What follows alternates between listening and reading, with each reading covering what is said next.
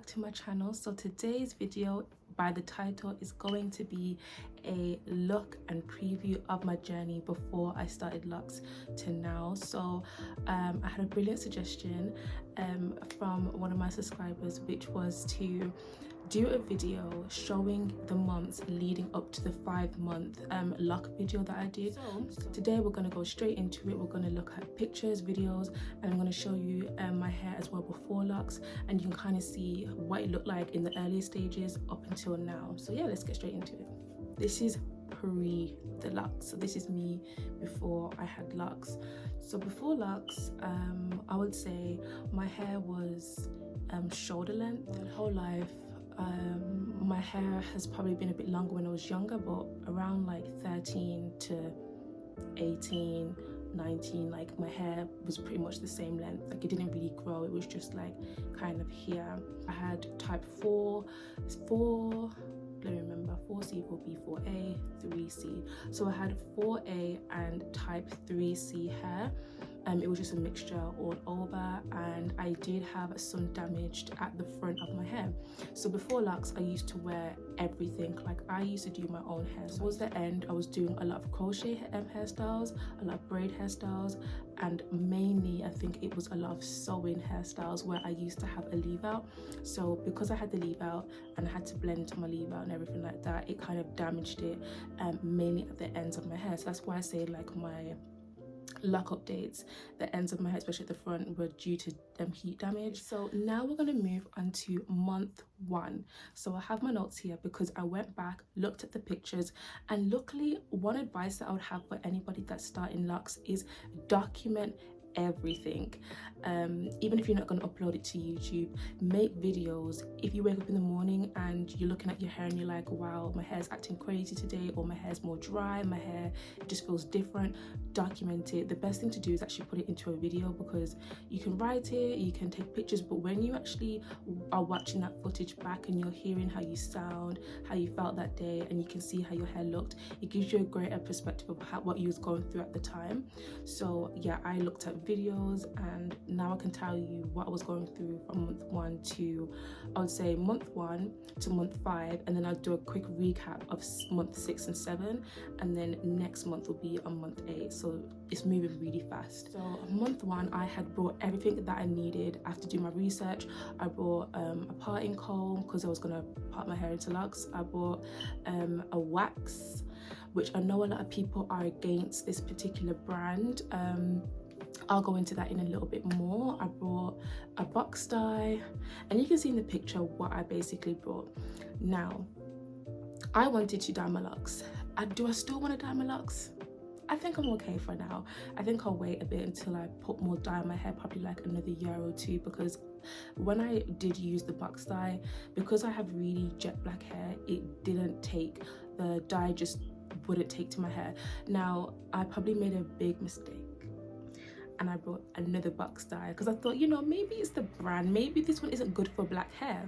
So I brought the red box one, and that one, when I put it in my hair, I saw my hair start to get lighter. So I was like, okay, yeah, it's working. Like the other dye didn't work. And then when I washed it out, it didn't take at all.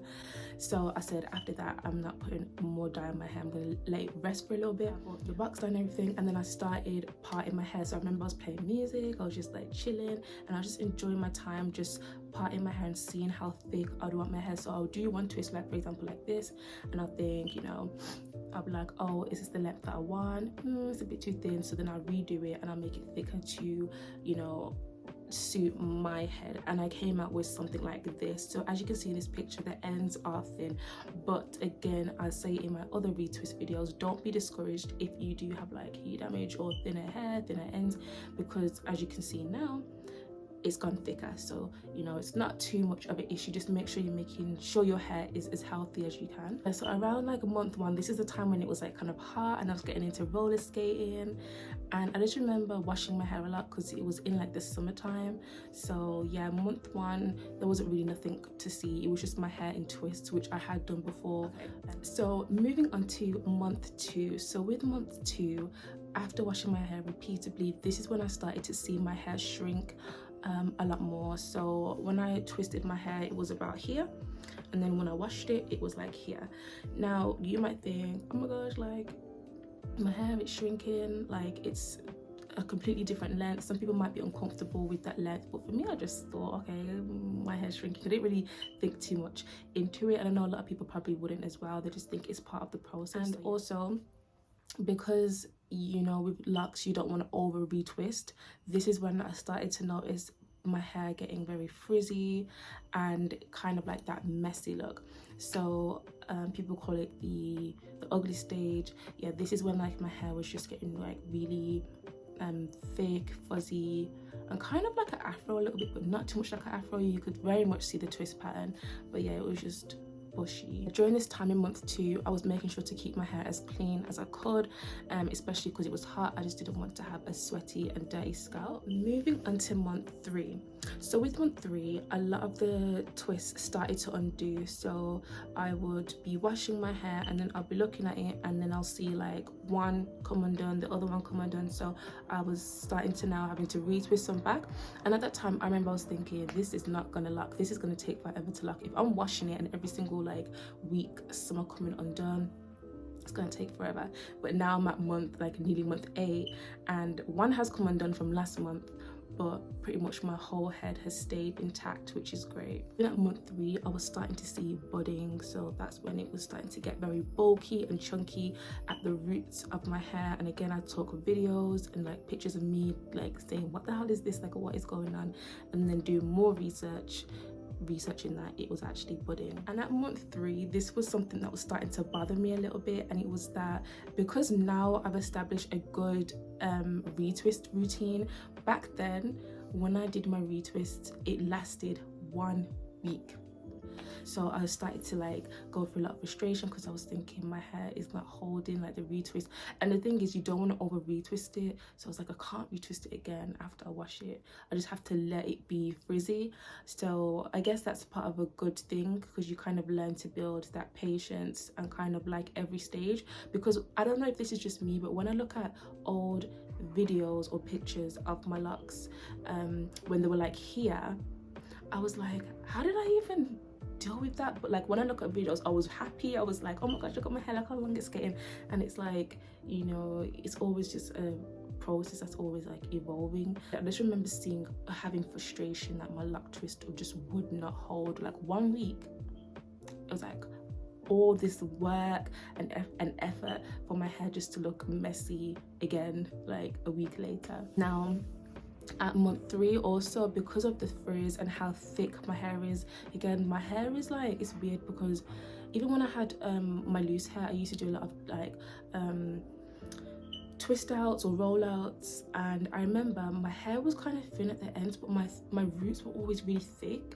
And I remember like people putting their hands in my hair and just like it was really thick at the roots.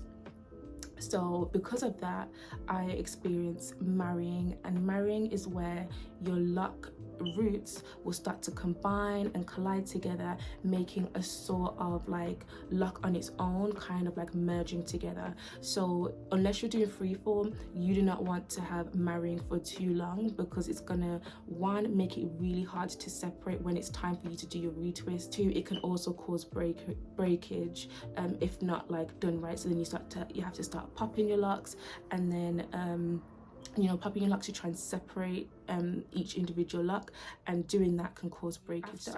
After I washed my hair, like washing my hair and the weight of the water, I could feel my hair getting a bit more heavier on my head due to like all the hair just being locked up and nothing's being combed out, and seeing just a little bit of length. So there's quite a lot going on in month 3. Month 4, because of all the frizz and everything like that, my locks were starting to get thicker. So this is when I started having hope. I was like, if I can get these thicker locks, and you can see in the pictures, then you can too. Like my locks were really starting to progress into locks, and I was like, yeah, I can see the direction that my hair is gonna go even at month 4. So more length, starting to take on just a little bit of a cylinder shape. Still can very much see the twist pattern, but the main thing that I can remember with month 4 was just a lot of budding. And now with budding, because it kind of like, I'm trying to explain it in the best way that I can, it's like instead of being this long, because of the budding, it's now this long, so you'll start to see your hair again getting shorter. So I kind of expected that after doing research. Your hair's going to look longer and shorter at different periods because of the budding and shrinkage. Month 4, this was the time when my mom suggested to me to make a YouTube channel. She was like, you know, why don't you just start documenting or like showing what your hair looks like and then uploading it to YouTube. And I said, that is a brilliant idea. Like, I didn't even think to even document and put it on YouTube. And the funny thing is, I've always wanted to have a YouTube channel, but I just always struggled to figure out like what sort of content I wanted to put on it. So let me start making a YouTube channel and go into like lock updates, showing people what my hair looks like every month. Now, if you want to see more detail on month 5, 6 and 7, I will link them in the description. I'll also put them like at the end of the video if you're interested to see a more detailed review or update of those months. But I'm going to quickly scan over the month 5, 6 and 7. Now, because I realized that I'm going to be making a YouTube channel, I decided to take even more pictures and more videos because I knew I wanted to put them into my videos. Month 5, this is when I started to see a bit of a lock formation. So like a cylinder, it started to take on that sort of long oval shape. Again, with month 5, I was still popping my locks, just, you know, separate it and making sure like I would take one piece of hair from this one and not just breaking it. I can do that now because this is not my hair, but doing that, you can hear the break, the pop, and you don't want that. So I was doing a lot of breaking, popping, whatever you want to call it. And then just to put month 6 and 7, again, if you want to see more details on each month with videos, pictures, close-ups, you already know, go to the description, you'll see all the videos there. But month 6 and 7, my hair was already tender, but around month 6 and 7 it got a lot more tender, especially at the crown of my head.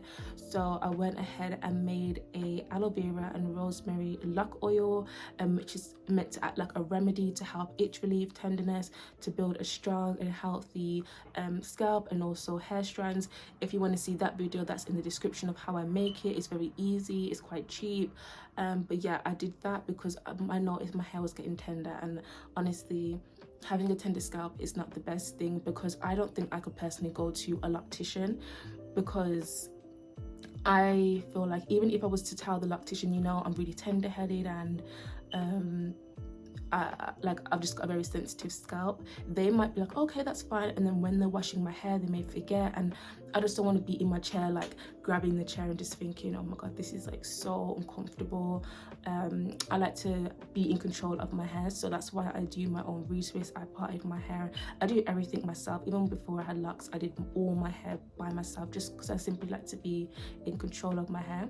So yeah, a lot of tenderness during these months. I'm gonna also do an update on what it was like with the oil, and I'm not gonna lie to you, the crown of my head doesn't feel that tender anymore. So I'm not gonna put it 100% on the lock oil. It could be the lock oil, but we need to do more like testing and stuff. But that will be in the update for month 8. Stay tuned for that. With month 6 and 7, as I said in my other updates, I have really been loving using headscarves because it's a way for me to kind of look cute, but also not put a lot of tension and pulling and manipulation on my actual hair. So I would just, you know, moisturize my hair, put it in a bun, and then put my headscarf on. So again, I'll show some pictures here. Different colors. I want to experiment with more colors, different like patterns and stuff, but I've always been into headscarves. But yeah, it's something that I just enjoy doing, especially on days that I'm really lazy and I can't be bothered to just style or do anything with my hair. Just put on a headscarf, look cute, look feminine, look elegant, and yeah, I've just been really enjoying that. So that was the month 1 to month 4 that I missed out on my channel. and I quickly went over the month 5 to month 7. So hopefully this kind of helped people who were wondering what my hair looked like in the early stages. Thank you again. I don't want to like mention names because I don't know if they'll be comfortable, but thank you again for suggesting that video idea. You would think that I would come up with that myself, but I was like, oh my gosh, I didn't even think to put it into an actual video. So this is just explaining everything that's been happening on my journey so far. Hopefully this put into perspective what my hair was like before I started locks, and that return to watch my videos. I appreciate you all so much. But yeah, we're on the road to 300. Again, if you enjoyed today's content and want to see more videos like this, you already know what to do. Like, comment, subscribe, and I'll see you in the next one. Bye.